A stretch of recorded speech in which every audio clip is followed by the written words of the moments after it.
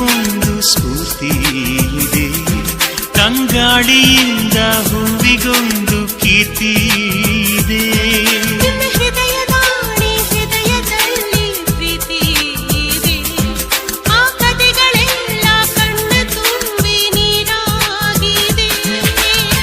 ಇದು ಮರೆಯದ ಹಾಡು, ಮೌನಗಳೇ ಸಾಕ್ಷಿಗಳು.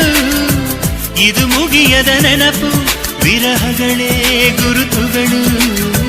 ಇದು ಮರೆಯದ ಹಾಡು, ಮೌನಗಳೇ ಸಾಕ್ಷಿಗಳು. ಇದು ಮುಗಿಯದ ನೆನಪು, ವಿರಹಗಳೇ ಗುರುತುಗಳು.